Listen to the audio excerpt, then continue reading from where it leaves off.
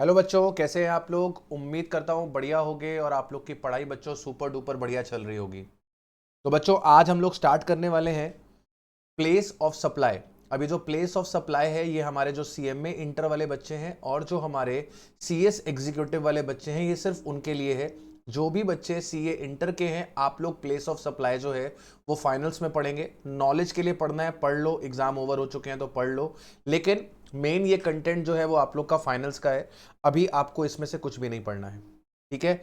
चलिए, जो हमारे सीएमए और सीएस एग्जीक्यूटिव वाले बच्चे हैं मैं आपको बता दूं कि सीएमए के स्टडी मटेरियल में कंटेंट बहुत बढ़िया दिया हुआ है। ये वाला बिल्कुल फिल्टर्ड है, अलग से मुझे नोट्स तैयार करने की जरूरत नहीं है, इसलिए मैं इसको यहीं से टेकअप कर रहा हूं।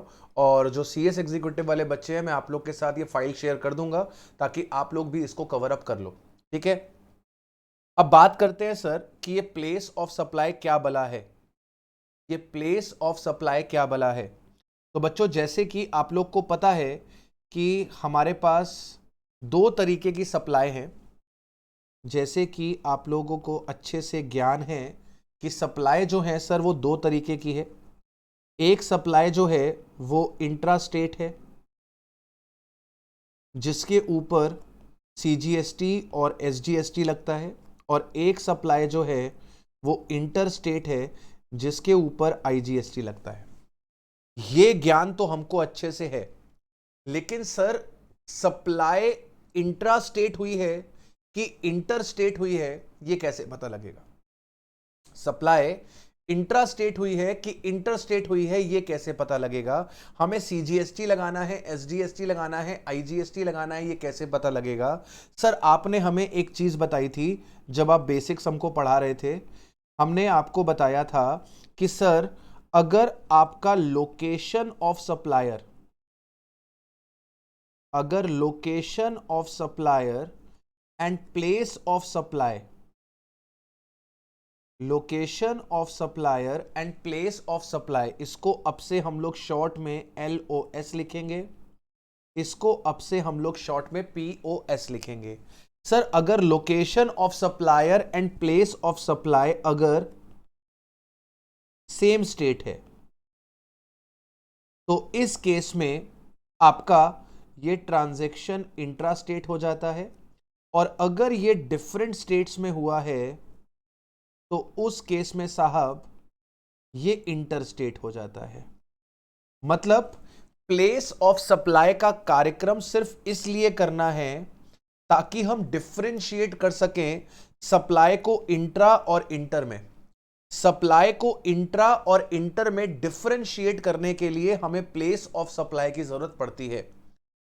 प्लेस ऑफ सप्लाई कहां है इसे समझाया गया है आईजीएसटी एक्ट के अंदर। कहां समझाया गया है बेटा? सर इसे समझाया गया है आईजीएसटी एक्ट के अंदर। हमारा जो आईजीएसटी एक्ट है 2017 का, हमारा जो आईजीएसटी एक्ट है 2017 का, ये प्लेस ऑफ सप्लाई की बात करता है। प्लेस ऑफ सप्लाई में हमारे पास गुड्स का प्लेस ऑफ सप्लाई भी है और हमारे पास सर्विसेज का प्लेस ऑफ सप्लाई भी है। गुड्स का जो प्लेस ऑफ सप्लाई है उसे सेक्शन 10 और सेक्शन 11 में समझाया गया है, और सर्विसेज का जो प्लेस ऑफ सप्लाई है वो सेक्शन 12 और सेक्शन 13 में समझाया गया है। राइट, तो हमें टोटल 4 सेक्शंस पढ़ने हैं। 2 सेक्शंस हमें गुड्स के लिए पढ़ने हैं और 2 सेक्शन जो है वो हमें सर्विसेज के लिए पढ़ने हैं। आपका जो सबसे ज्यादा इंपॉर्टेंट है वो है सर्विसेज। थोड़ा सा इसमें आपका दिमाग जो है वो घूमेगा, थोड़ा सा टेक्निकल है और इंपॉर्टेंट भी है जो मैं कह सकता हूं। सर्विसेज का जो प्लेस ऑफ सप्लाई है वो एग्जाम पर्पज से ज्यादा इंपॉर्टेंट है as compare to goods. Goods का प्लेस ऑफ सप्लाई आइडेंटिफाई करना बड़ा आसान है, इजी है। हम इन 2 सेक्शंस को बात के लिए रखते हैं। सबसे पहले हम जो इंपॉर्टेंट सेक्शंस हैं उस पर जिक्र कर लेते हैं क्योंकि आपको इस पे ज्यादा फोकस होना चाहिए, ठीक है। सेक्शन नंबर 12 और सेक्शन नंबर 13 का चर्चा करते हैं और समझते हैं सप्लाई ऑफ सर्विस क्या है। सेक्शन नंबर 12 हम लोग बात कर रहे हैं place of supply of services, place of supply of services. Section 12 का सब सेक्शन 1 कहता है, सेक्शन 12 का सब सेक्शन 1 कहता है कि सर सेक्शन 12 एप्लीकेबल होगा, सेक्शन 12 एप्लीकेबल होगा अगर हमारा सर्विस प्रोवाइडर और हमारा सर्विस रिसिपिएंट ये दोनों व्यक्ति अगर इंडिया में है तो। इंपॉर्टेंट चीज है ये, अगर आपका सर्विस प्रोवाइडर और सर्विस रिसीवर ये दोनों लोग सर अगर इंडिया में हैं, दोनों लोग बोथ, ये दोनों लोग अगर इंडिया में हैं तो उस केस में आपका सेक्शन नंबर 12 जो है वो एप्लीकेबल हो जाएगा। और अगर इन दोनों में से कोई भी एक व्यक्ति इंडिया के बाहर है,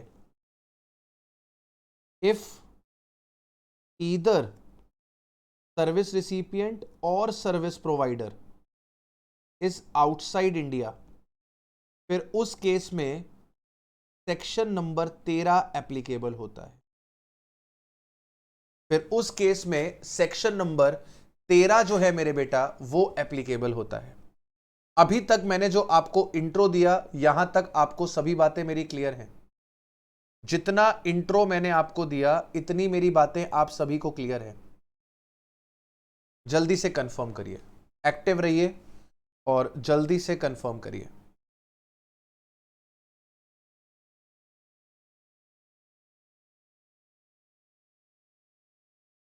चलिए अब आ जाइए अपने अपने मॉड्यूल के अंदर, अपने अपने मॉड्यूल के अंदर आप लोग आ जाइए।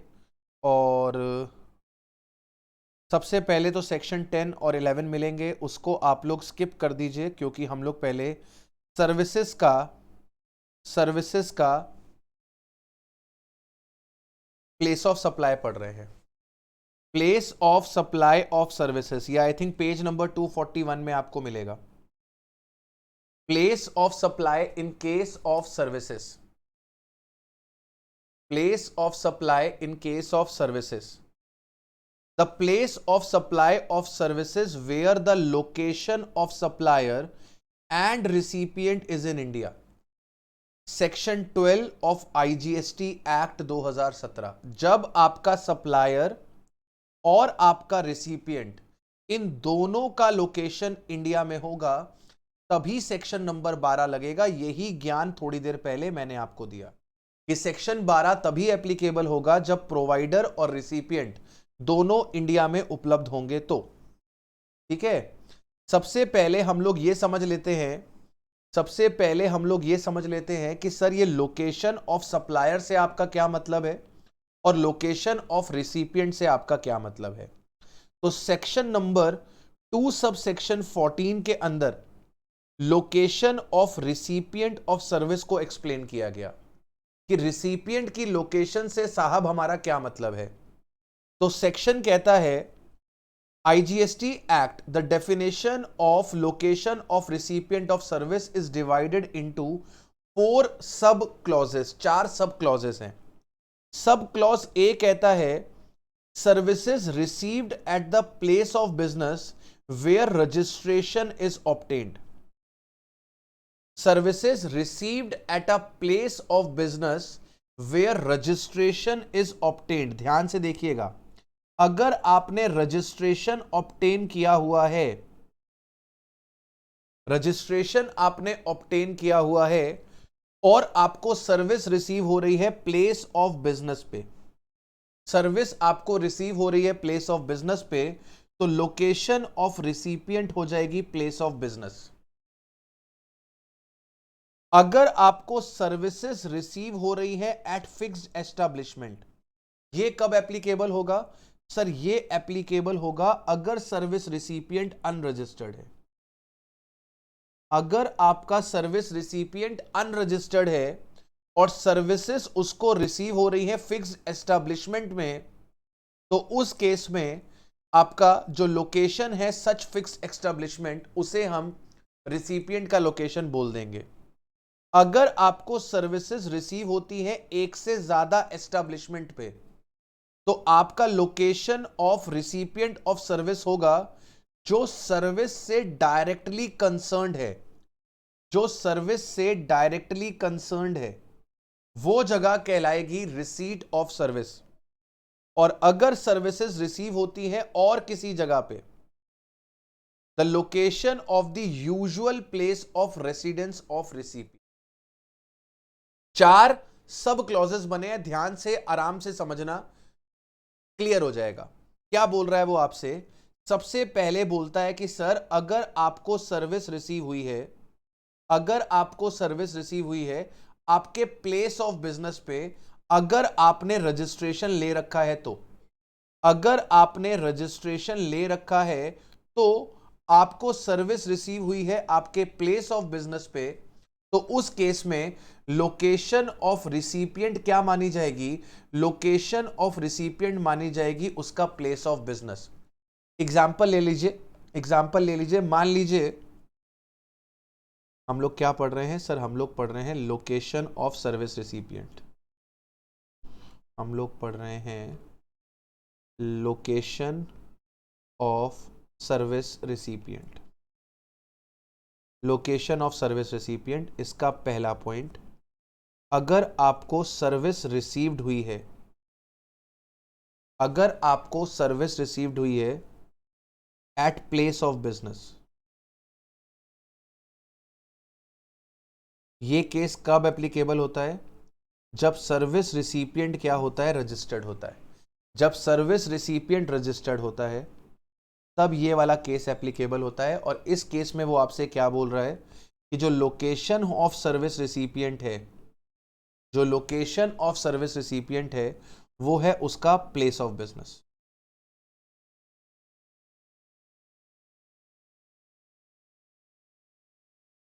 एग्जाम्पल क्या हो सकता है इसका? एग्जाम्पल क्या हो सकता है इसका? एग्जाम्पल देखिए, मिस्टर एक्स हैं, ये रजिस्टर्ड हैं इन यूपी, इन कानपुर कर देते हैं, ये रजिस्टर्ड हैं इन कानपुर यूपी, रजिस्टर्ड हैं इन कानपुर यूपी, और इनका इनका इनका इनका इनका प्लेस ऑफ बिजनेस है, इनका प्लेस ऑफ बिजनेस है, सपोज कर लीजिए मैं एक एड्रेस लिख रहा हूं, 111A/255 अशोकनगर, ये इनका प्लेस ऑफ बिजनेस है।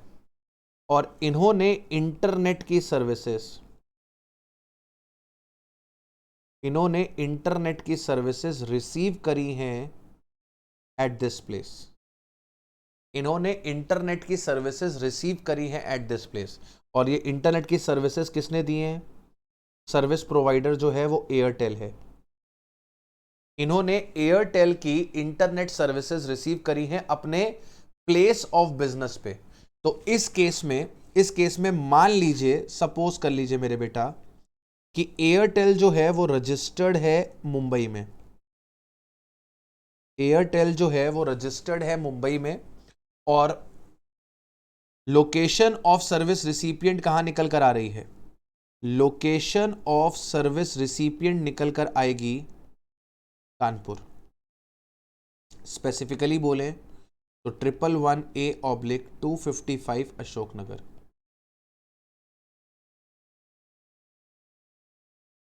लॉजिक समझ में आ रहा है आपको? लॉजिक समझ में आ रहा है? जो आपका रजिस्टर्ड प्लेस ऑफ बिजनेस है, अगर आपने सेवा यहीं पे रिसीव करी है तो आपकी लोकेशन मानी जाएगी जहां पर आपको सर्विस मिली है, यानी कि मेरे बेटा, यानी कि मेरे बेटा आपका जो प्लेस ऑफ बिजनेस है। दूसरा पॉइंट वो कहता है, दूसरा पॉइंट वो कहता है कि साहब अगर आपको बी क्लॉज, साहब अगर आपको सर्विस रिसीव होती है फिक्स्ड एस्टेब्लिशमेंट पे, अगर आपको सर्विस रिसीव होती है फिक्स्ड एस्टेब्लिशमेंट पे, बी पॉइंट क्या बोल रहा है कि आपको सर्विस जो है वो रिसीव हो रही है एट फिक्स्ड एस्टेब्लिशमेंट।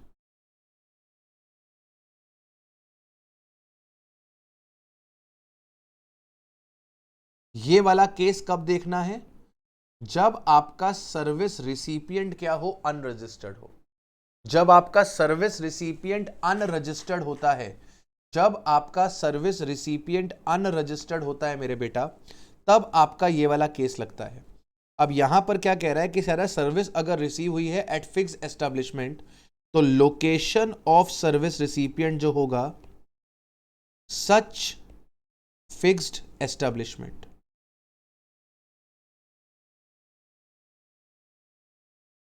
ठीक है, लोकेशन ऑफ सर्विस रिसिपिएंट हो जाएगा सच फिक्स्ड एस्टेब्लिशमेंट। और अगर आपको सर्विस रिसीव हुई है at more than one location,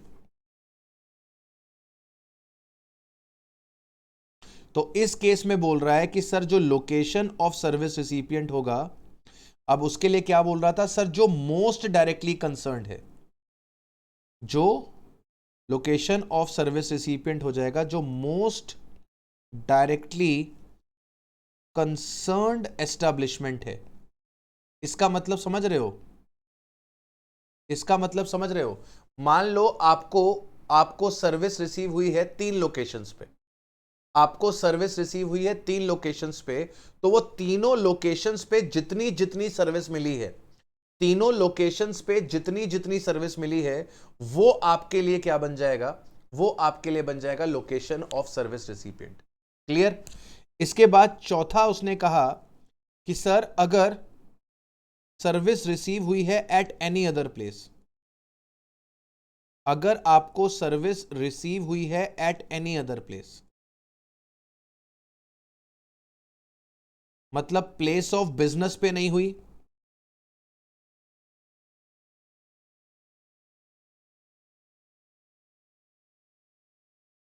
मतलब आपको फिक्स्ड एस्टेब्लिशमेंट पे नहीं हुई, अगर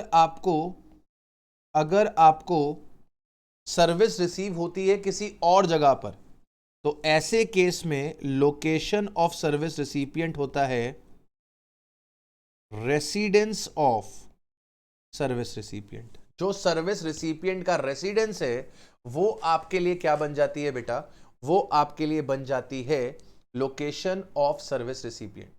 आई होप यहां तक आप लोग को मेरी बातें समझ में आई हैं। ठीक है, अब location of supplier of service क्या है,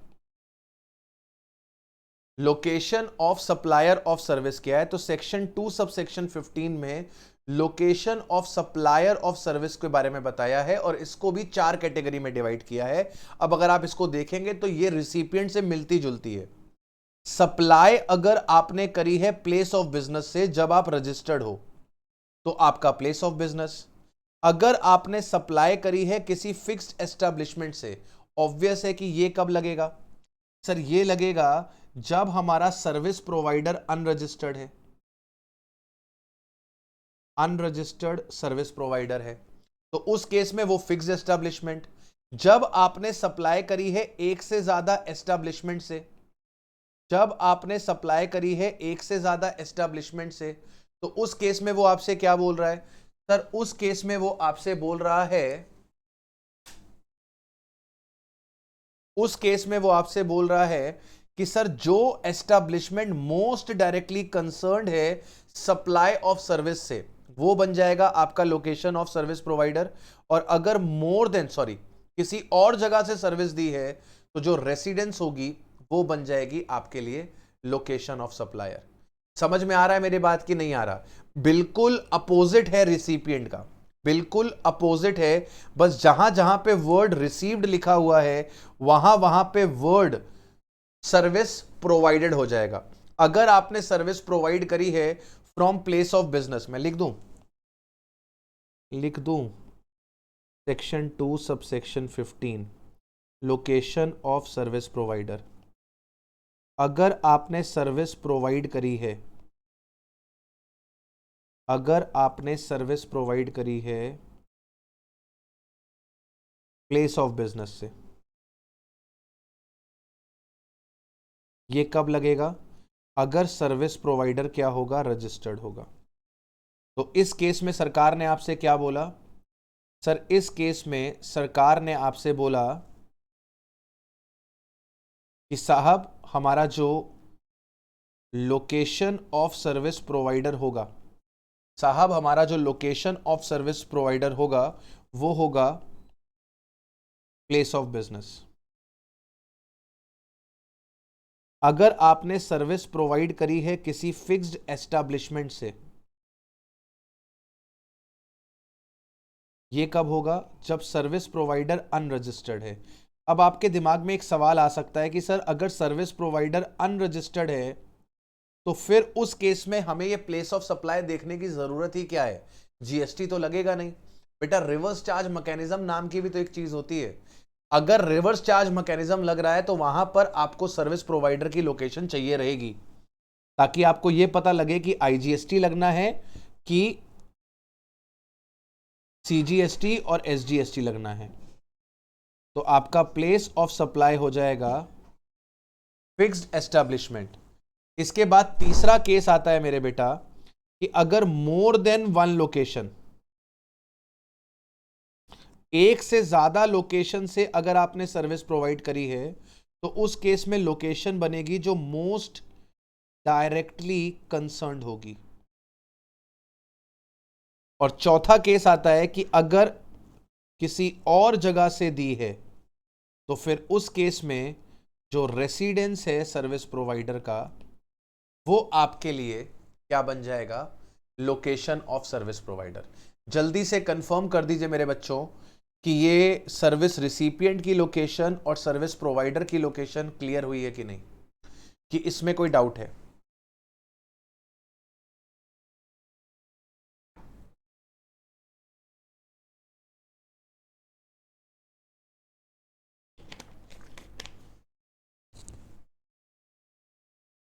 चलिए अब हम बात करते हैं सेक्शन 12 सब सेक्शन 2 की। सेक्शन 12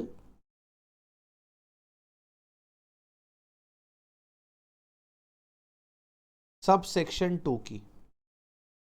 सेक्शन 12 सब सेक्शन 2 एक जनरल सेक्शन है।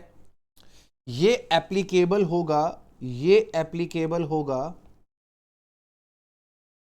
अगर सब सेक्शन 3 से लेकर sub section 14, if I am not wrong, sub section 3 से लेकर सब सेक्शन 14 नहीं होंगे।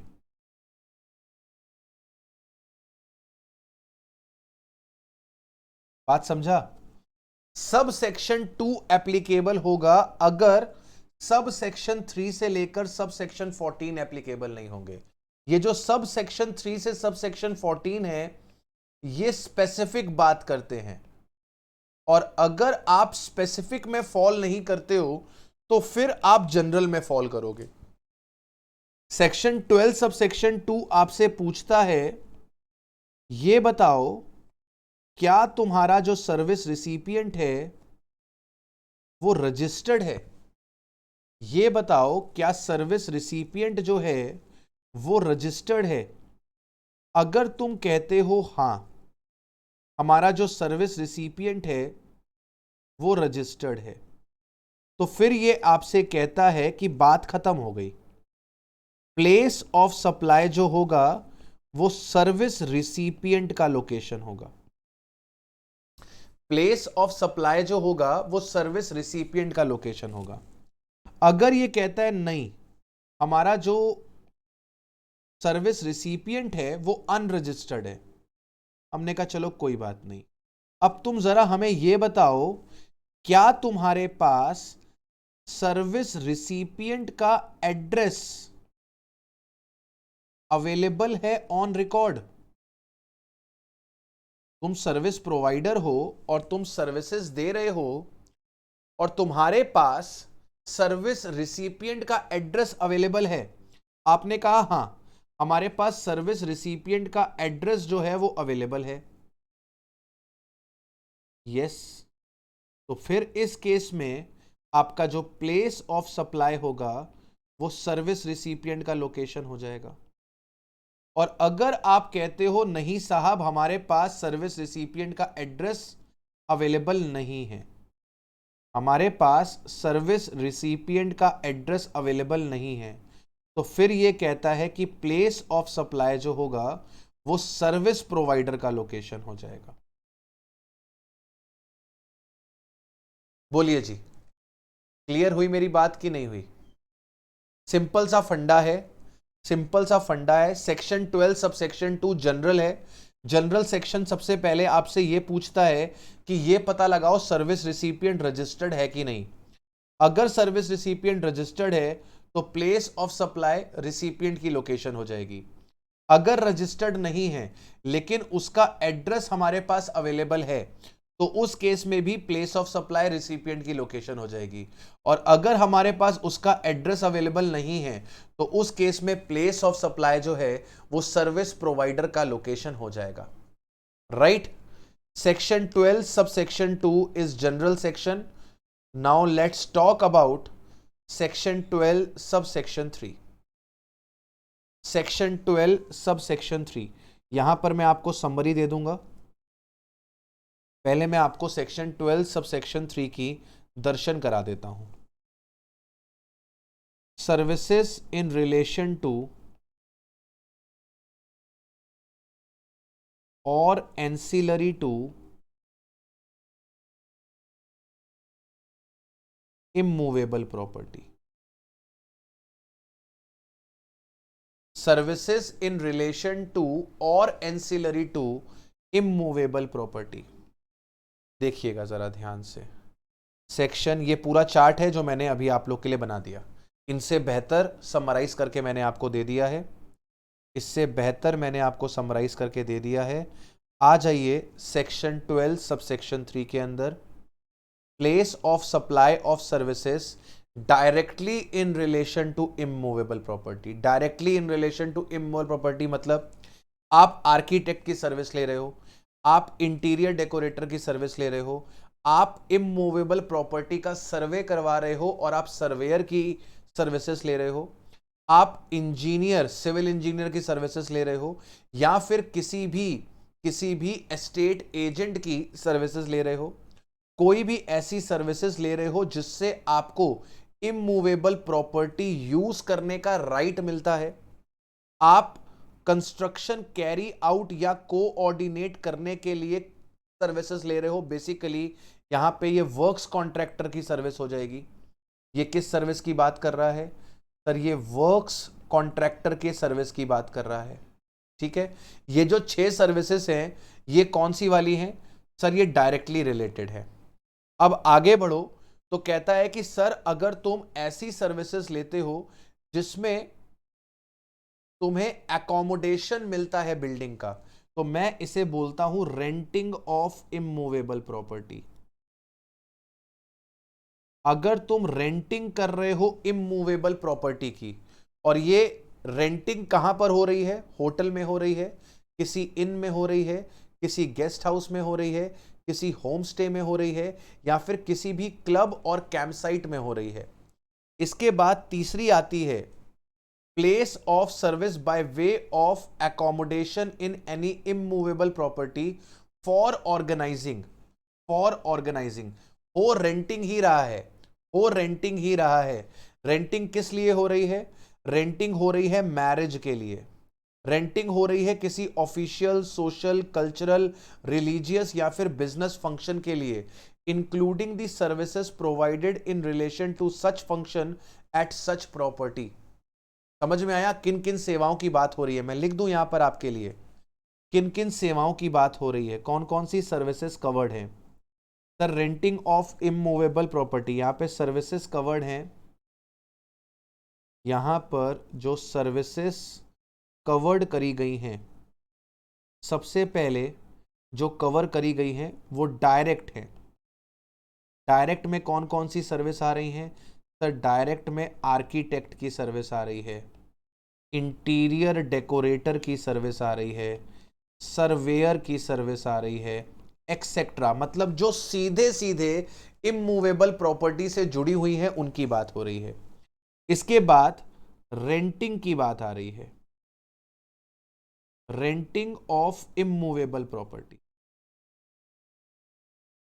Renting of immovable property. अब ये रेंटिंग जो है मेरे बेटा, रेंटिंग जो है वो दो तरीके से हो रही है। रेंटिंग तुम्हारा एकोमोडेशन के लिए हो रही है, मतलब तुम रहने के लिए रेंटिंग कर रहे हो, या फिर कोई इवेंट है, वो इवेंट कोई फैमिली फंक्शन हो सकता है, वो इवेंट कोई सेमिनार हो सकता है, एक्सेट्रा। मतलब तुमने कोई बैंक्वेट हॉल वगैरह बुक कर लिया है, ये सारी सर्विसेज आ रही हैं। अब इनके लिए एक सिंपल सा रूल बना है, इनके लिए एक सिंपल सा रूल बना है। सेक्शन 12 सब सेक्शन 3 आपसे कहता है, सेक्शन 12 सब सेक्शन 3 आपसे कहता है कि ये पता करो कि सर्विस रिसिपिएंट रजिस्टर्ड है कि नहीं। अगर सर्विस रिसिपिएंट रजिस्टर्ड है, यस, तो भाई साहब place of supply of service होगी सर्विस रिसिपिएंट की लोकेशन। और अगर सर्विस रिसिपिएंट रजिस्टर्ड नहीं है तो यह पता करो कि इमूवेबल प्रॉपर्टी कहां है। यह पता करो कि इमूवेबल प्रॉपर्टी कहां है। अगर इमूवेबल प्रॉपर्टी इंडिया में है तो प्लेस ऑफ सप्लाई होगी location of immovable property.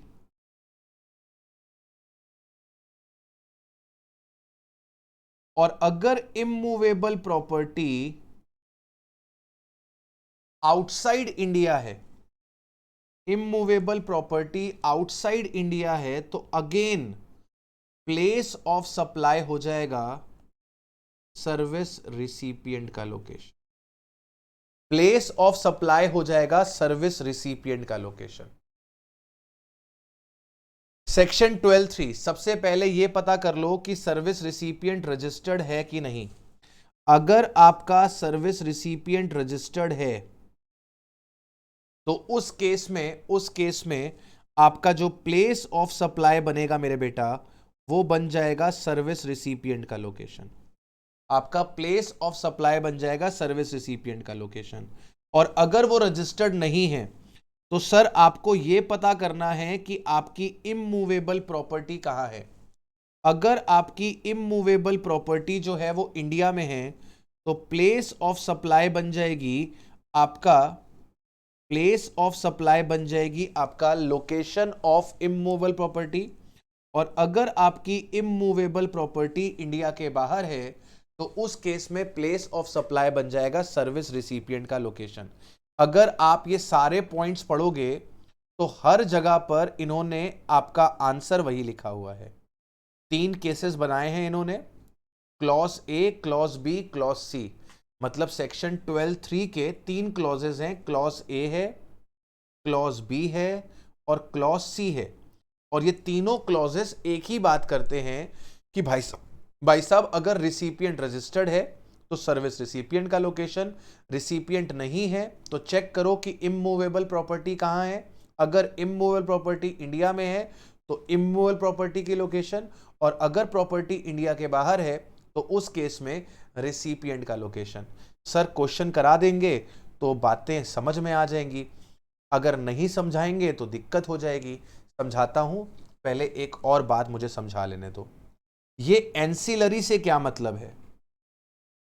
In relation to तो समझ में आता है, सर ये एंसिलरी का क्या मतलब है, इसको भी तो समझाओ। देखो एंसिलरी का मतलब क्या हुआ। मान लो आनंद की शादी है, ठीक है, अभी नहीं है, कुछ सालों के बाद है, पर आनंद ने पूरी प्लानिंग कर रखी है, ठीक है। आनंद जो है, मैं एज्यूम कर लेता हूं आनंद साहब जो हैं वो जयपुर के हैं। मैं ये एज्यूम कर लेता हूं कि हमारे आनंद साहब जो हैं वो जयपुर के हैं, ठीक है। और ये क्या कर रहे हैं, सर इन्होंने अपना जो मैरिज का फंक्शन था, मैरिज का जो फंक्शन था उसे ऑर्गेनाइज करवाया है ताज होटल में, ताज होटल दिल्ली में। ठीक है, ताज होटल दिल्ली में इन्होंने अपना मैरिज का फंक्शन ऑर्गेनाइज करवाया है। अब ताज होटल ने जो इनको बैंक्वेट हॉल दिया है उसके लिए उन्होंने 20 लाख रुपए, 20 लाख रुपए का उन्होंने बैंक्वेट हॉल दिया है। इन्होंने वहां पर केटरिंग की फैसिलिटी ली है। ऑब्वियस है भाई, मैरिज का फंक्शन है, केटरिंग नहीं होगी क्या? बिल्कुल केटरिंग होगी। सर केटरिंग का खर्चा आ रहा है 20 लाख रुपए, नहीं बढ़ा देते हैं, केटरिंग थोड़ी महंगी वाली ले ली इन्होंने, 30 लाख रुपए की केटरिंग ले ली इन्होंने। फिर सर इन्होंने वहां पे डेकोरेशन करवा दी, 2 लाख रुपए की डेकोरेशन हो गई सर। इसके बाद इन्होंने वहां पे डीजे वाले की फैसिलिटी ले ली और डीजे वाले ने कम से कम इनको चूना लगाया 5 लाख रुपए का। अब मेरी बात ध्यान से सुनना, यहां पर जो इमूवेबल प्रॉपर्टी है वो कौन सी है?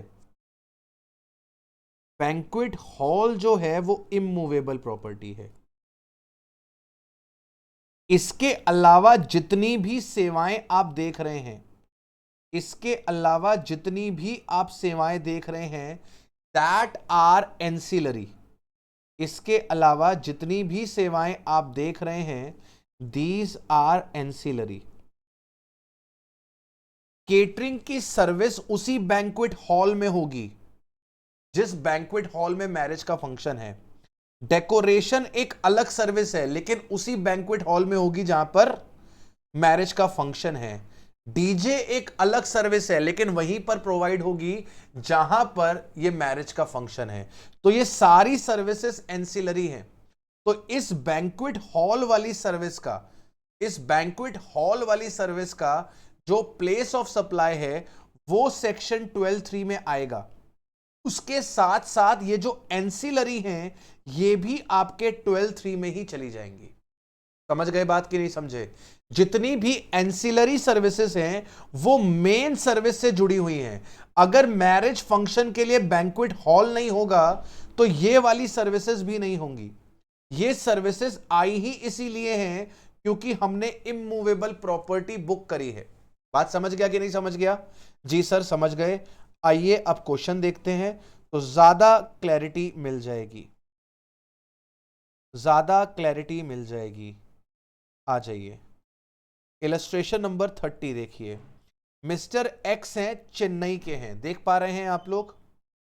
मिस्टर एक्स जो है वो चेन्नई के हैं, एंगेज्ड हैं the services of mister Y N architect in Chennai. तो एक्स ने वाई की सर्विसेज ली हैं। एक्स जो है वो सर्विस रिसिपिएंट है और वाई जो है वो आपका सर्विस प्रोवाइडर है। Mr. X requests him to make a design of a residential complex to be constructed in Cochin, Kerala. तो आपका location of immovable property, location of immovable property Kerala में है। Mr. Y provided the drawing and design services in relation to immovable property located in Cochin. Find the place of supply of services and levy of tax. अब question ने ये नहीं बताया कि mister x जो हैं वो रजिस्टर्ड है कि अनरजिस्टर्ड है। क्वेश्चन ने ये नहीं बताया कि मिस्टर एक्स जो हैं वो रजिस्टर्ड हैं कि नहीं रजिस्टर्ड है।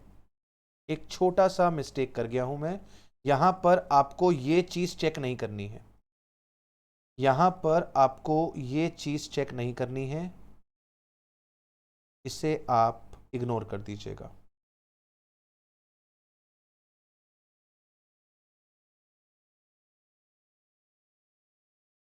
दैट मीन्स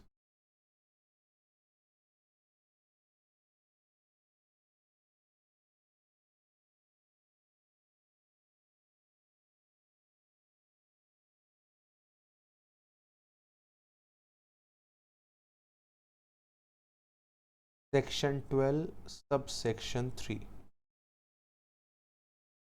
डायरेक्टली चेक करा जाएगा इमूवेबल प्रॉपर्टी किधर है। इमूवेबल प्रॉपर्टी अगर इंडिया में है तो लोकेशन ऑफ इमूवेबल प्रॉपर्टी, और इमूवेबल प्रॉपर्टी अगर इंडिया से बाहर है तो सीधे आपका सर्विस रिसिपिएंट का लोकेशन। मैंने गलती से आप लोग को सेक्शन 13 के हिसाब से बता दिया था, क्षमा करिएगा। तो खैर बैक टू द क्वेश्चन, क्योंकि हमारा जो इमूवेबल प्रॉपर्टी है वो आपकी कोचिन केरला में है, कोचिन केरला में है, तो place of supply of service भी क्या हो जाएगी, कोचिन केरला हो जाएगी। अब ध्यान से देखिए, सर्विस प्रोवाइडर किधर का है, चेन्नई का है, और सर्विसेज रिसीव हो रही हैं केरला में, इंटर स्टेट है ये, इसके ऊपर क्या लग जाएगा, IGST एप्लीकेबल हो जाएगा। समझा कि नहीं समझा? अगर आपकी इमूवेबल प्रॉपर्टी इंडिया में है तो उस केस में location of immovable property, India के बाहर है तो उस केस में लोकेशन ऑफ सर्विस रिसिपिएंट। हमारे पहले केस में ये प्रॉपर्टी जो है वो कोचिन में थी, इसलिए हमारा जो आंसर बन रहा है वो बन रहा है कोचिन। अभी यहीं पे अगर मैं एग्जांपल थोड़ा सा चेंज कर दूं, कि एज्यूम करिए हमारा जो रेसिडेंशियल कॉम्प्लेक्स है वो आपका दुबई में है। अगर रेसिडेंशियल कॉम्प्लेक्स कोचिन की जगह पर अगर दुबई में होता तो क्या होता? सर अगर ये दुबई में होता तो इस केस में फिर हमारा आंसर होता प्लेस ऑफ सप्लाई का आंसर होता Chennai, that is service recipient का लोकेशन। और अगर सर्विस प्रोवाइडर का लोकेशन और प्लेस ऑफ सप्लाई दोनों सेम स्टेट के अंदर होती तो यहां पे CGST और SGST एप्लीकेबल हो जाती। बोलिए सर, कोई ऐसा प्राणी जिसे नहीं समझ में आया? गुरजोत, अभिषेक, आनंद, सूर्या, जल्दी से कंफर्म कर दीजिए।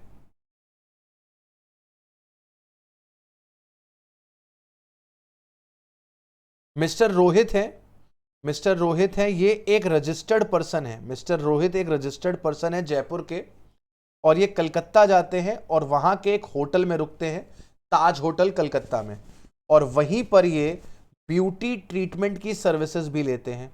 अब ध्यान से, अगर ये होटल में रुक रहे हैं तो ये कौन सी सर्विस है?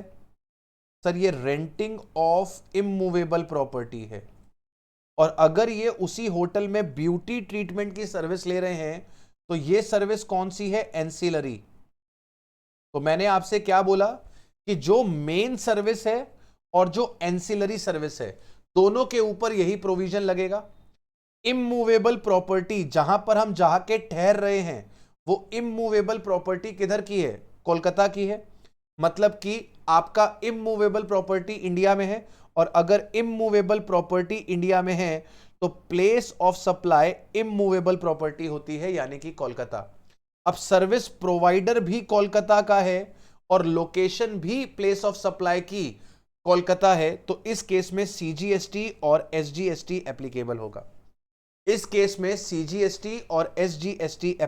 होगा। ठीक है, दोनों एग्जाम्पल्स बेटा क्लियर हुए कि नहीं हुए? जल्दी से प्लीज एक बारी कंफर्म कर दीजिए, दोनों एग्जाम्पल्स आप लोग को कंफर्म हुए कि नहीं हुए?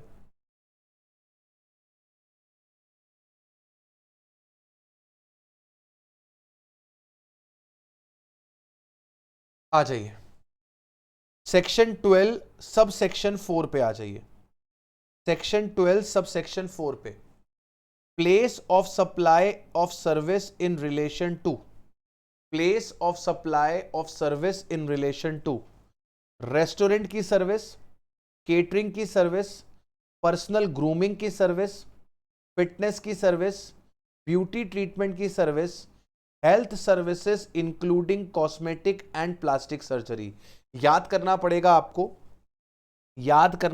आपको क्या क्या हो गया सर। यहां पर आपके पास रेस्टोरेंट का सर्विस, केटरिंग का सर्विस, पर्सनल ग्रूमिंग का सर्विस, फिटनेस का सर्विस, ब्यूटी ट्रीटमेंट का service, health service including cosmetic and plastic surgery, place of supply होगी जहां पर आपको ये सर्विसेज एक्चुअली में परफॉर्म करी गई हैं। प्लेस ऑफ सप्लाई होगी जहां पर ये सर्विसेज एक्चुअली में परफॉर्म करी गई हैं। सेक्शन 12 सब सेक्शन 4 रेस्टोरेंट का सर्विस, मेरे साथ साथ बोलते जाओ तो आप लोग को याद हो जाएगा। रेस्टोरेंट का सर्विस, केटरिंग का सर्विस, पर्सनल ग्रूमिंग का सर्विस, फिटनेस सर्विस का सर्विस, इसके बाद ब्यूटी ट्रीटमेंट का service,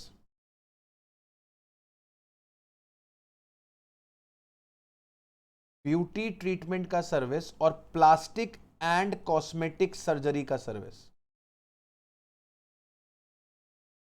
plastic and cosmetic surgery का सर्विस। ठीक है, अगर ये वाली सर्विसेज इन्वॉल्व हैं तो सिंपल आंसर है प्लेस ऑफ सप्लाई होगा location where services are provided. जहां पर सेवाएं दी गई हैं वो लोकेशन जो है वो आपके लिए प्लेस ऑफ सप्लाई बन जाएगी।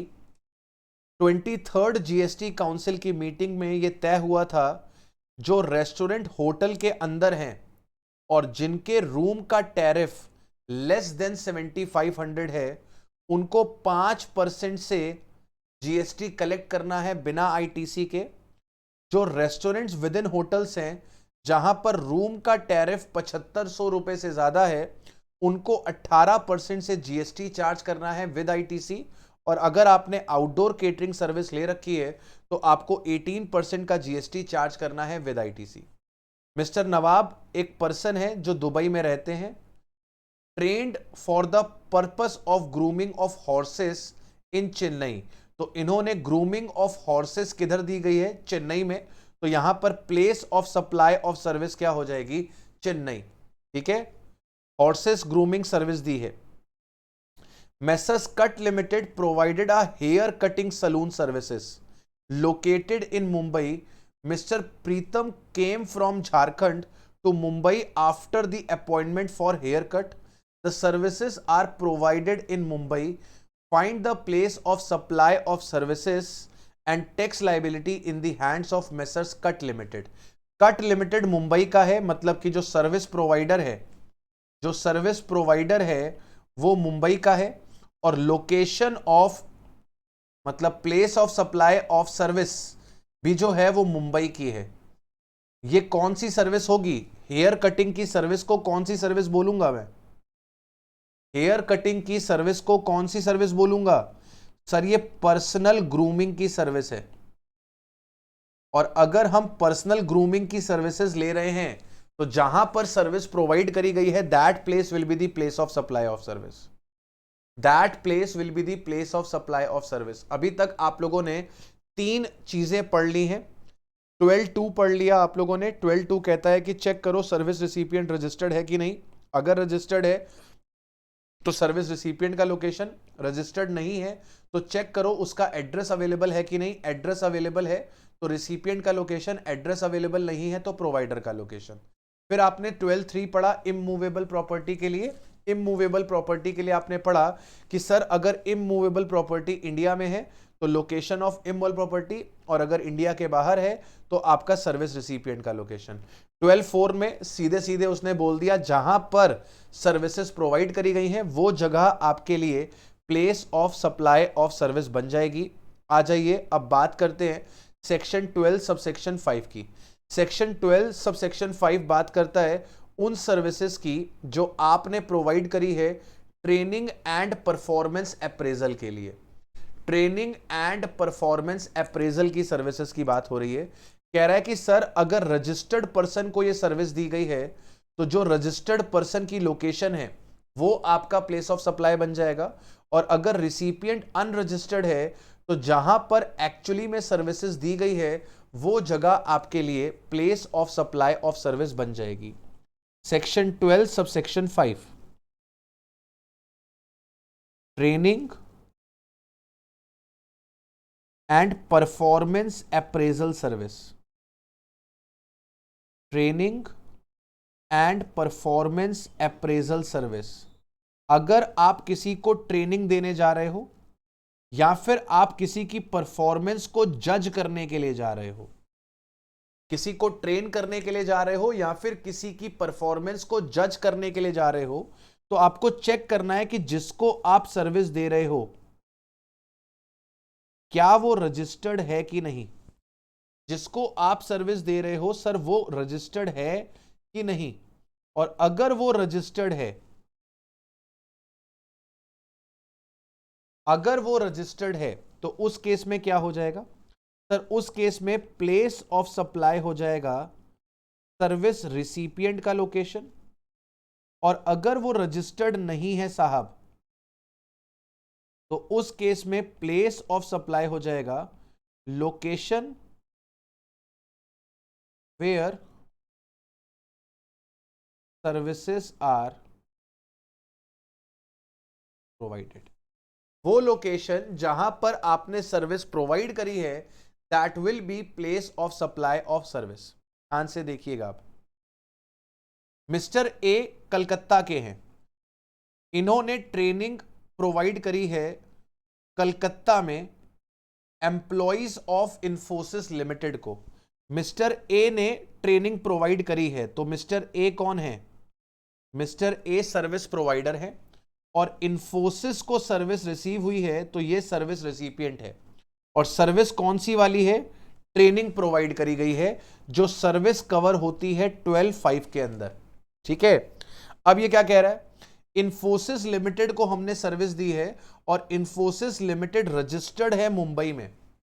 आपको बताना है place of supply of service क्या होगा एंड जीएसटी लाइबिलिटी क्या होगी अगर इंफोसिस जो है वो रजिस्टर्ड है अंडर जीएसटी। अब सर अगर इंफोसिस रजिस्टर्ड है अंडर जीएसटी, इंफोसिस अगर रजिस्टर्ड है अंडर जीएसटी, तो प्लेस ऑफ सप्लाई होगा इंफोसिस का लोकेशन, प्लेस ऑफ सप्लाई हो जाएगा इंफोसिस का लोकेशन। मिस्टर ए मतलब कि सर्विस प्रोवाइडर खुद कलकत्ता का है, और अगर इंफोसिस रजिस्टर्ड है, अगर इंफोसिस रजिस्टर्ड है, तो उस केस में प्लेस ऑफ सप्लाई बनेगी आपकी मुंबई,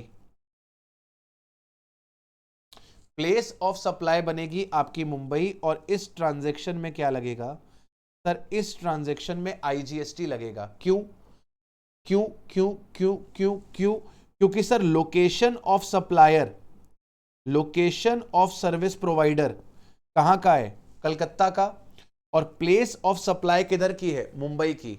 सर्विस प्रोवाइडर कलकत्ता का है और प्लेस ऑफ सप्लाई मुंबई की है, इसलिए यहां पर मेरे बेटा क्या लगेगा सर, इसलिए यहां पर आईजीएसटी लगेगा।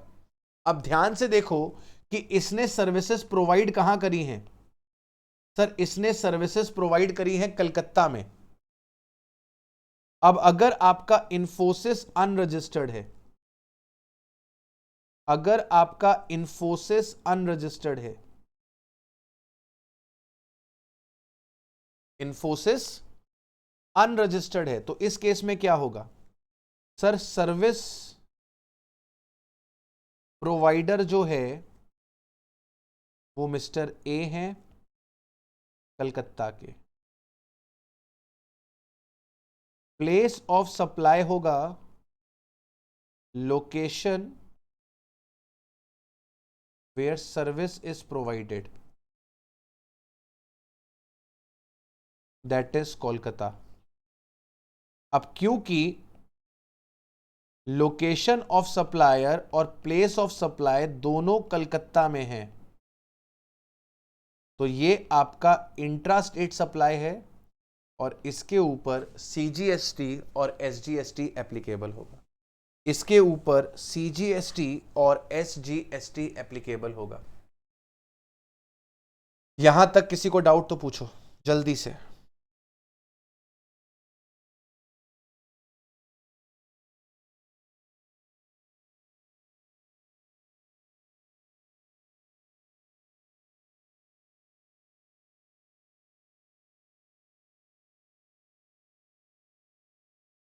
बोलो भाई, clear everyone? Clear to everyone?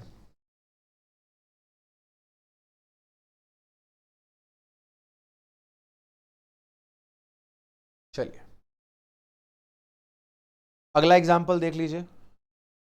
Guideline academy, guideline academy registered person providing commercial training and coaching services to budding CMS at Chennai.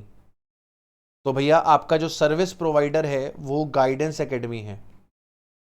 Many students who are unregistered from Telangana, Andhra Pradesh, Tamil Nadu, Karnataka and Kerala came and stay in Chennai for the purpose of undergoing training in the guiding academy।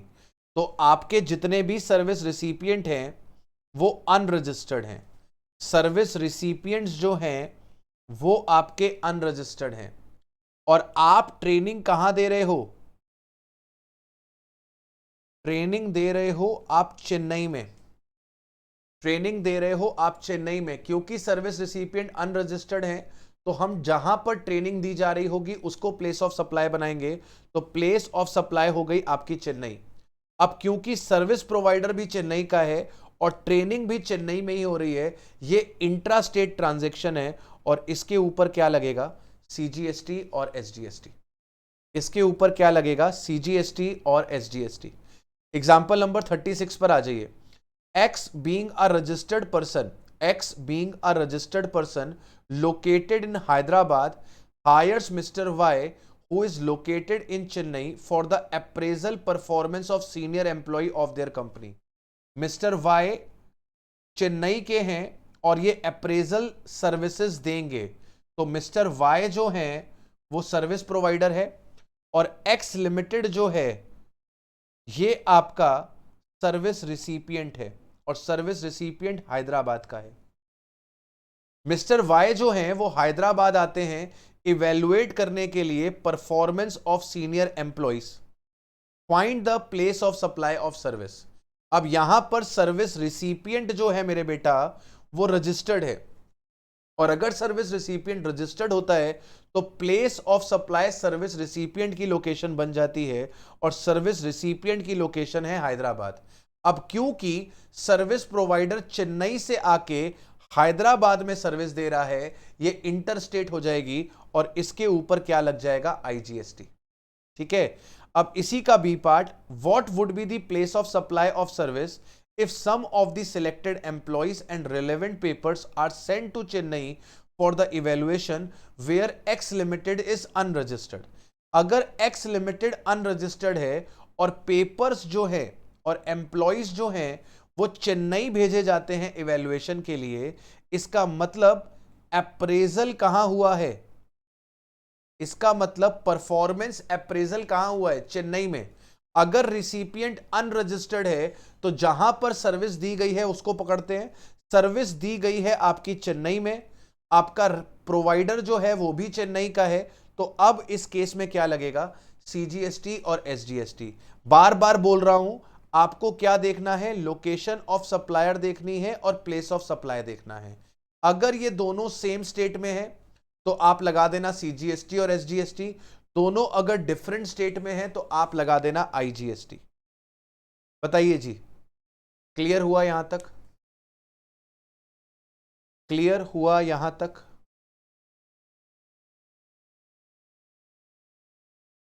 Example number 37 आप लोग self कर लेंगे, अगर नहीं समझ में आएगा तो मेरे से पूछ लीजिएगा।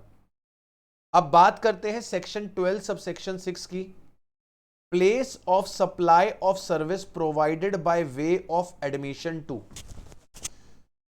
provided by way of admission to any cultural program, any artistic program, any sporting event, any scientific event, any educational event, or any entertainment event or amusement park or any other place, and services ancillary thereto। Place of supply will be where the event is actually held or where the park or such other place is located। क्या बोल रहा है वो आपसे? Section 12 sub section 6, section 12 sub section 6। Services by way of admission to any event, मैं यहां पर ये बोल देता हूं एनी इवेंट, और एट अम्यूजमेंट पार्क। ठीक है, देखिए यहां पर एडमिशन का मतलब वो स्कूल में एडमिशन वाला एडमिशन नहीं है, ना ही आपके सीए सीएस सीएमए में एडमिशन वाला एडमिशन है। यहां पर एडमिशन से मतलब है एंट्री, यहां पर एडमिशन से मतलब है एंट्री। तो अब मान लीजिए सोनू निगम आए हैं आपके शहर में, आपके शहर में सोनू निगम साहब आए हैं और इनका एक म्यूजिकल कॉन्सर्ट है। ठीक है, और इस म्यूजिकल कॉन्सर्ट में अगर आपको जाना है तो उसकी एक एंट्री टिकट है, उस एंट्री टिकट का रेट है ₹1000। इस 1000 रुपीज के ऊपर जीएसटी लगेगी, और जीएसटी लगाने के लिए हमें यह देखना है कि इसका प्लेस ऑफ सप्लाई क्या है। तो सरकार कहती है कि साहब ऐसी चीजों का प्लेस ऑफ सप्लाई होता है वो लोकेशन जहां पर इवेंट हुआ है या फिर जहां पर पार्क है, जहां पर इवेंट हुआ है या फिर जहां पर पार्क है, वो जगह मेरे बच्चे, वो जगह मेरे बच्चे आपके लिए क्या बन जाती है सर? वो जगह हमारे लिए बन जाती है प्लेस ऑफ सप्लाई। देखिए बीसीसीआई ने जो कि मुंबई की है, इसने टिकट्स सोल्ड करी आईपीएल मैच की ऑनलाइन, और आईपीएल का ये जो मैच है ये चेपॉक स्टेडियम में होगा चेन्नई में। तो भाई साहब ये जो इवेंट है, ये आईपीएल मैच क्या है सर? आईपीएल मैच एक इवेंट है। This is what? This is an event. और ये इवेंट कहां होने वाला है सर? ये इवेंट होने वाला है चेपॉक स्टेडियम चेन्नई। जो साउथ वाले बच्चे हैं जरा मुझे कंफर्म करिएगा कि मैंने सही प्रोनाउंस किया है कि नहीं। चेपॉक स्टेडियम चेन्नई में, और ये टिकट्स ऑनलाइन बेची गई। तो साहब आपने टिकट्स कैसे भी बेची हो, जहां पर इवेंट हो रहा है, जहां पर इवेंट हो रहा है वो प्लेस आपके लिए प्लेस ऑफ सप्लाई है। तो इवेंट यहां पर कहां हो रहा है? अच्छा, चेपॉक स्टेडियम में मैच होना था, लेकिन वो बोल रहा है however finally the match is conducted at Mumbai. तो इवेंट कहां हुआ सर? इवेंट कहां पर हेल्ड हुआ? इवेंट हेल्ड हुआ मुंबई में। भले टिकट आपने चेन्नई के लिए बेची थी, कोई फर्क नहीं पड़ता। इवेंट कहां हुआ? मैच कहां कंडक्ट हुआ? मैच मुंबई में कंडक्ट हुआ। तो आपका प्लेस ऑफ सप्लाई क्या बनेगा? मुंबई। अब मैच कंडक्ट कौन करवा रहा है? बीसीसीआई। बीसीसीआई को ही एंट्री टिकट का पैसा मिलेगा, बीसीसीआई को ही एंट्री टिकट का पैसा मिलेगा। बीसीसीआई खुद मुंबई की है और प्लेस ऑफ सप्लाई भी मुंबई हो गई है, मतलब सेम स्टेट हो गई है। तो यहां पर क्या लग जाएगा? सीजीएसटी और एसजीएसटी। क्या लग जाएगा? सीजीएसटी और एसजीएसटी। जरा कंफर्म करिए 12/6 क्लियर है कि नहीं, जल्दी से कंफर्म करिए 12/6 क्लियर है कि नहीं।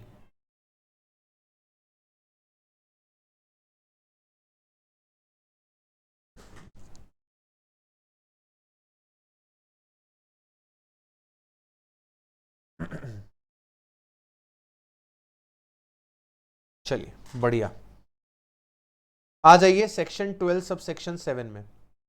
Place of supply of service provided by way of organisation of cultural, artistic, sportic, scientific, educational, entertainment event, including the supply of service in relation to a conference, fair, exhibition, celebration or similar event or service ancillary thereto, a signing of sponsorship to such event।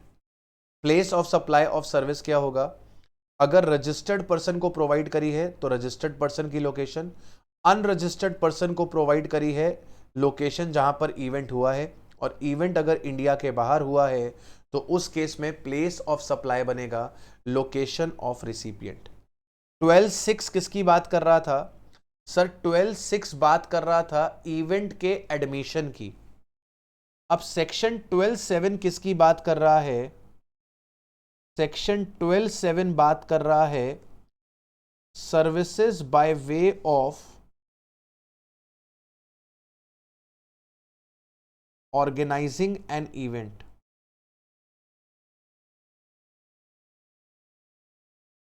और services ancillary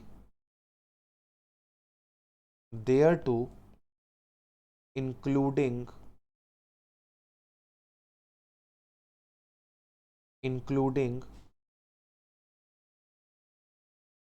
sponsorship services। तो कहता है कि साहब सबसे पहले तो ये चेक किया जाए कि जो सर्विस रिसिपिएंट है वो रजिस्टर्ड है कि नहीं। सबसे पहले तो ये चेक किया जाए कि सर्विस रिसिपिएंट रजिस्टर्ड है कि नहीं। अगर सर्विस रिसिपिएंट रजिस्टर्ड है, यस, तो इस केस में प्लेस ऑफ सप्लाई बनेगा सर्विस रिसिपिएंट का लोकेशन। और अगर सर्विस रिसिपिएंट रजिस्टर्ड नहीं है साहब, तो इस केस में प्लेस ऑफ सप्लाई बनेगा, सर इतनी जल्दी क्या है, नो। तो चेक करो इवेंट हेल्ड कहां हुआ है, इवेंट हेल्ड कहां हुआ है। अगर इवेंट हेल्ड हुआ है इंडिया में, तो प्लेस ऑफ सप्लाई होगा लोकेशन ऑफ इवेंट। और इवेंट अगर हेल्ड हुआ है आउटसाइड इंडिया, तो उस केस में प्लेस ऑफ सप्लाई होगा, उस केस में प्लेस ऑफ सप्लाई होगा सर्विस रिसिपिएंट का लोकेशन। बोलिए जी समझ में आया? ये किसकी बात कर रहा है सर? ये इवेंट के ऑर्गेनाइजेशन की बात कर रहा है। यहां पे इवेंट के एडमिशन की बात हो रही थी और यहां पर इवेंट के ऑर्गेनाइजेशन की बात हो रही है। चलो मैं आपको एग्जांपल समझाता हूं, ठीक है? ध्यान से देखिएगा please. Sony limited, Sony limited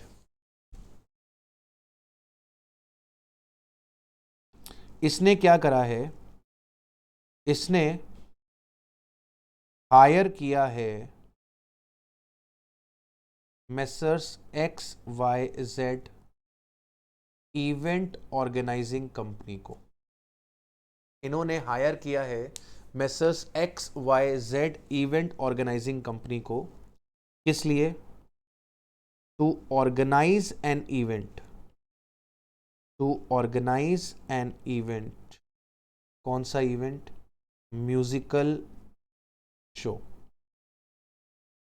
musical event, ठीक है? To organize an musical event.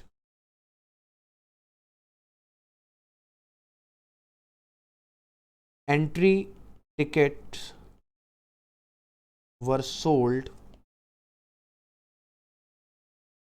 online. Entry tickets were sold online to public by Sony Limited. Entry tickets were sold online by Sony Limited. ठीक है, ध्यान से देखते जाना। Reliance Limited sponsored this musical event. Reliance Limited sponsored this musical event. आपको बताना है, determine करो place of supply for various services involved.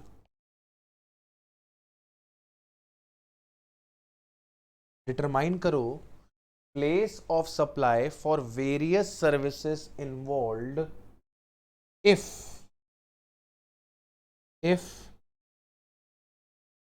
musical event is held in A point Mumbai, B point California. ठीक है, A point Mumbai, B point California.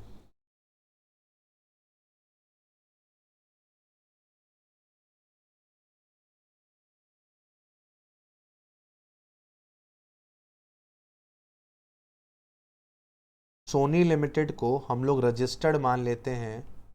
Sony limited is registered in Mumbai. Sony limited is registered in Mumbai और ये XYZ event organizing company है दिल्ली की।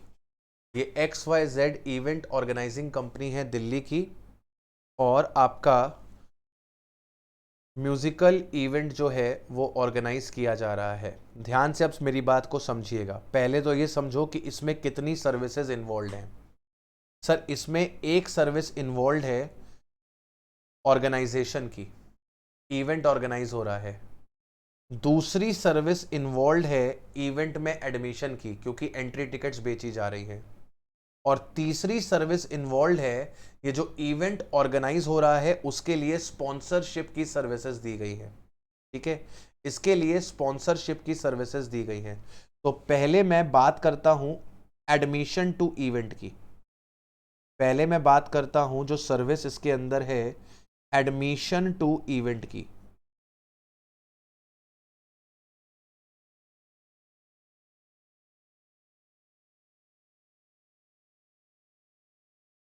Admission to event की section कौन सा लगेगा सर? सेक्शन लगेगा 12(6). और प्लेस ऑफ सप्लाई क्या होगी सर? प्लेस ऑफ सप्लाई होगी लोकेशन ऑफ इवेंट। बात खत्म। छोटी बात, सिंपल बात, और कुछ नहीं बोलता ये। Location of event, location of event. और आपका ए केस में इवेंट हो रहा है मुंबई में, तो प्लेस ऑफ सप्लाई हो जाएगी मुंबई। और बी वाले केस में प्लेस ऑफ सप्लाई हो जाएगी आपका कैलिफोर्निया। बात खत्म, दैट्स इट। जहां इवेंट हुआ है वो जगह आपके लिए प्लेस ऑफ सप्लाई है। अब सर इसके बाद बात कर लेते हैं हम लोग, बात कर लेते हैं हम लोग इवेंट के ऑर्गेनाइजेशन की। इवेंट के ऑर्गेनाइजेशन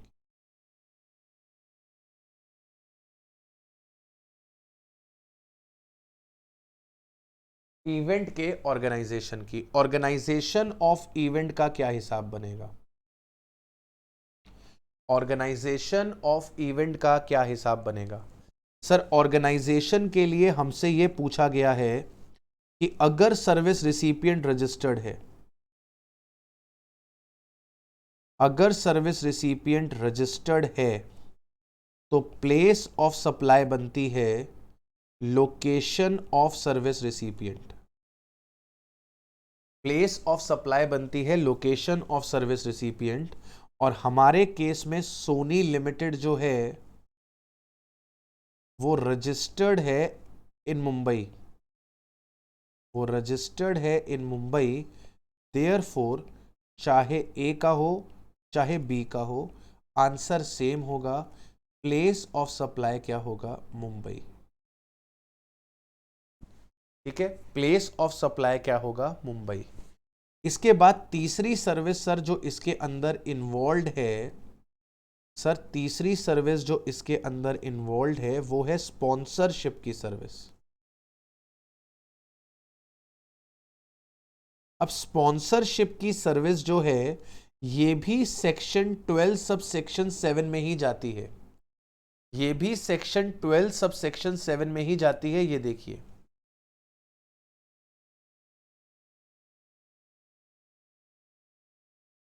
अगर इवेंट को स्पॉन्सर करने की बात है तो वो भी 12(7) में ही जाएगी। इवेंट को स्पॉन्सर करने की बात है तो वो भी 12(7) में ही जाएगी। अब 12(7) सिंपल सी बात बोलता है कि सर अगर सर्विस रिसिपिएंट जो है वो रजिस्टर्ड है, सर्विस रिसिपिएंट जो है वो अगर रजिस्टर्ड है तो इस केस में प्लेस ऑफ सप्लाई जो है वो बनेगा आपका सर्विस रिसिपिएंट का लोकेशन। अब जरा मुझे सोच के बताओ, अगर रिलायंस लिमिटेड इस इवेंट को स्पॉन्सर कर रहा है, अगर रिलायंस लिमिटेड इस इवेंट को स्पॉन्सर कर रहा है, तो रिलायंस लिमिटेड सर्विस प्रोवाइडर है कि सर्विस रिसिपिएंट है? सोच के बताओ जरा। अगर रिलायंस लिमिटेड इस इवेंट को स्पॉन्सर कर रहा है तो वो इस इवेंट में सर्विस रिसिपिएंट है कि सर्विस प्रोवाइडर है? जल्दी से बच्चों क्या लगता है आप लोगों को? सोचो सोचो सोचो, क्या लगता है? गुरजोत, आनंद, गुरजोत कह रही हैं सर रिलायंस सर्विस रिसिपिएंट है, और बिल्कुल सही जवाब दिया है गुरजोत जी ने। सर रिलायंस अगर स्पॉन्सरशिप दे रहा है तो इस इवेंट में रिलायंस का एडवर्टीजमेंट होगा। सोनी लिमिटेड का इवेंट है, मतलब कि इस स्पॉन्सरशिप में सोनी लिमिटेड जो है, सोनी लिमिटेड जो है वो क्या कर रहा है? वो स्पॉन्सरशिप सर्विस दे रहा है रिलायंस को।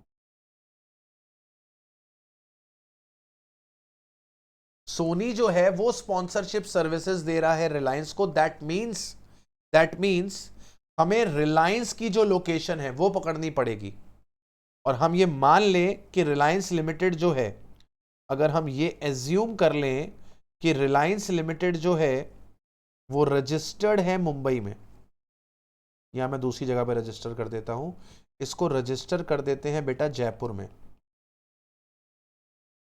ठीक है, आपका रिलायंस लिमिटेड जो है वो रजिस्टर्ड है जयपुर में, तो प्लेस ऑफ सप्लाई चाहे आंसर ए हो चाहे आंसर बी हो, ये हो जाएगा सर्विस रिसिपिएंट का लोकेशन,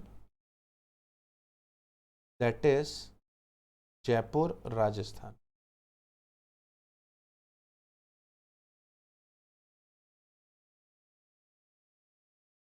ठीक है, that is Jaipur Rajasthan.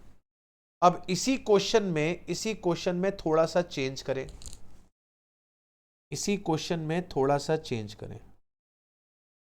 What will be your answer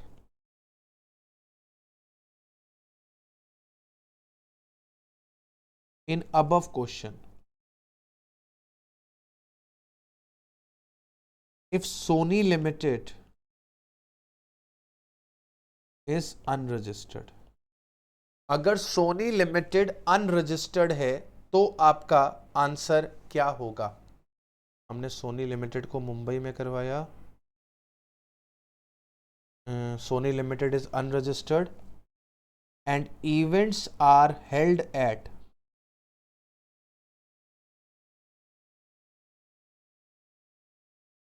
A point Surat Gujarat, B point California. Surat Gujarat, B point California.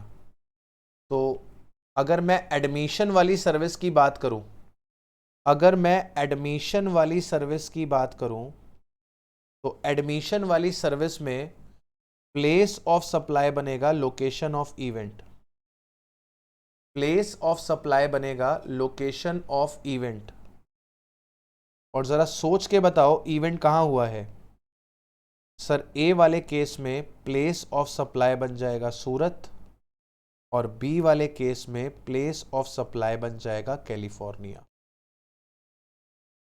ठीक है, अब अगर मैं ऑर्गेनाइजेशन की बात करूं,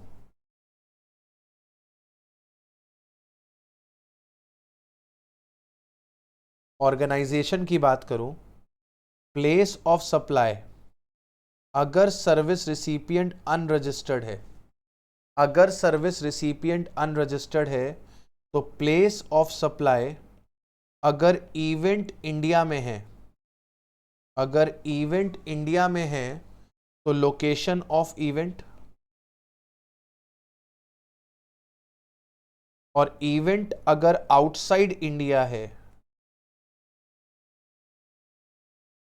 तो सर्विस रिसिपिएंट का लोकेशन, यानी कि ए वाले पॉइंट में आपका प्लेस ऑफ सप्लाई सूरत बनेगा क्योंकि वो इंडिया में आता है। बी वाले पॉइंट में place of supply Sony limited की प्लेस बनेगी, that is Mumbai. Sony limited की लोकेशन, और सोनी लिमिटेड की लोकेशन जो है वो मुंबई है। जल्दी से बता दीजिए कंफर्म हुआ कि नहीं हुआ। सेक्शन 12(7) आप लोगों को क्लियर है कि नहीं है?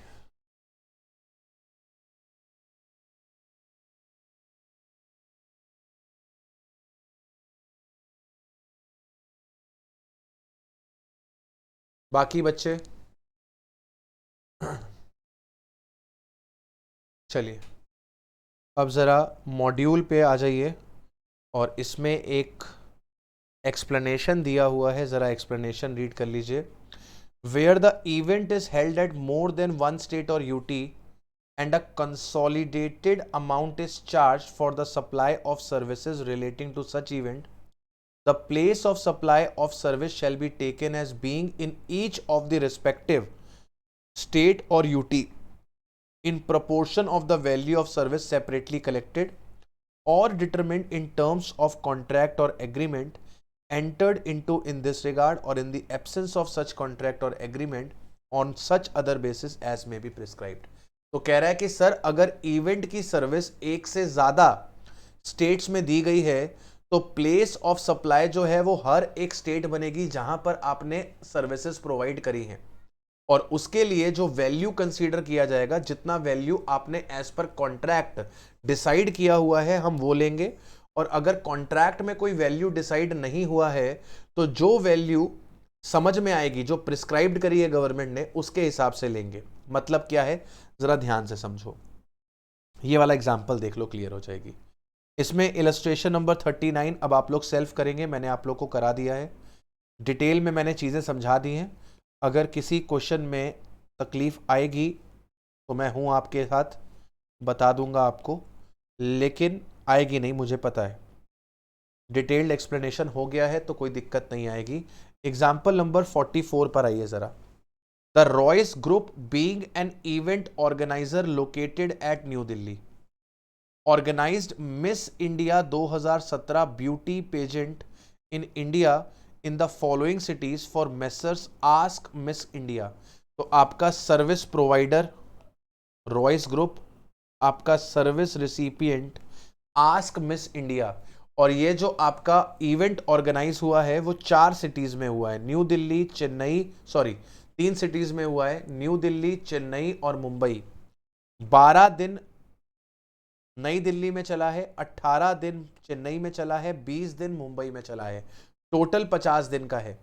अब फीस बोल रहा है, खुद बता रहा है वो कि हमने नई दिल्ली के लिए 12 करोड़ लिए, चेन्नई के लिए 18 करोड़ लिए, मुंबई के लिए 20 करोड़ लिए। यहां पर इवेंट ऑर्गेनाइज हो रहा है मेरे बेटा, इवेंट ऑर्गेनाइज हो रहा है। सवाल कर रहे हैं 44, इवेंट क्या हो रहा है सर? इवेंट ऑर्गेनाइज हो रहा है, और जब इवेंट ऑर्गेनाइज होता है, जब इवेंट ऑर्गेनाइज होता है तो उस केस में हम ये चेक करते हैं कि सर्विस रिसिपिएंट रजिस्टर्ड है कि नहीं। हमारे केस में हमारा सर्विस रिसिपिएंट रजिस्टर्ड है किधर? हमारा सर्विस रिसिपिएंट रजिस्टर्ड है मुंबई में, हमारा सर्विस रिसिपिएंट रजिस्टर्ड है मुंबई में। लेकिन क्योंकि सर्विसेज एक से ज्यादा जगह पर दी गई है, सर्विसेज आपको एक से ज्यादा जगह पर दी गई है, तो इस केस में क्या होगा? इस केस में प्लेस ऑफ सप्लाई जो है वो ईच सच स्टेट बनेगी। इसमें place of supply each such state बनेगी। As event is organised at more than one place,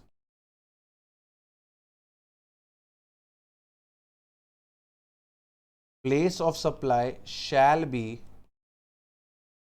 each such state। तो प्लेस ऑफ सप्लाई होगी ईच सच स्टेट। अब आपका जो प्लेस ऑफ सप्लाई बनेगा, प्लेस ऑफ सप्लाई बनेगा वो न्यू दिल्ली भी बनेगा, वो चेन्नई भी बनेगा और वो मुंबई भी बनेगा। Location of service provider, service provider किधर का है? सर्विस प्रोवाइडर साहब नई दिल्ली का है। रॉयस ग्रुप ने इवेंट ऑर्गेनाइज किया है। सर्विस प्रोवाइडर जो है वो आपका न्यू दिल्ली का है।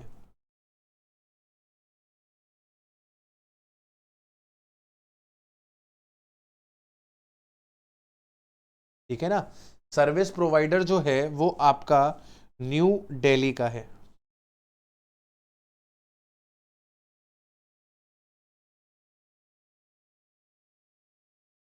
अब अगर वैल्यू ऑफ सप्लाई पकड़ोगे तो जितना जितना पैसा चार्ज किया है वो ले लिया जाएगा। और क्वेश्चन ने पैसा चार्ज बताया है 12, 18, 20, 12, 18 और 20 करोड़। अब अगर आपको टैक्स पता लगाना है कि जीएसटी कौन सा लगेगा, पहले वाले में देखो प्लेस ऑफ सप्लाई भी न्यू दिल्ली है और ये भी न्यू दिल्ली है, तो यहां पर सीजीएसटी और एसडीएसटी लगेगा। यहां पर ये दोनों अलग हैं, यहां पर भी ये दोनों अलग हैं, तो दूसरों वाले केसेस में क्या लग जाएगा सर? आईजीएसटी और आईजीएसटी। इन दोनों केसेस में बच्चे क्या लग जाएगा? आईजीएसटी और आईजीएसटी। ये देखिए, अब इसी क्वेश्चन की डिमांड है, इसी क्वेश्चन की डिमांड है कि सर आपका आंसर क्या होगा अगर लमसम पैसा लिया गया हो 48 करोड़। लमसम पैसा 48 करोड़ लिया गया है, मतलब आपको इंडिविजुअल कितना पैसा लिया गया है वो नहीं बताया गया। तो प्लेस ऑफ सप्लाई तो ईच सच स्टेट होगी, न्यू दिल्ली भी होगी, चेन्नई भी होगी और मुंबई भी होगी। तो place of supply shall be each such state. Location of supplier जो है वो तीनों केस में मुंबई है, सॉरी न्यू दिल्ली है। सर्विस प्रोवाइडर जो है वो नई दिल्ली का है।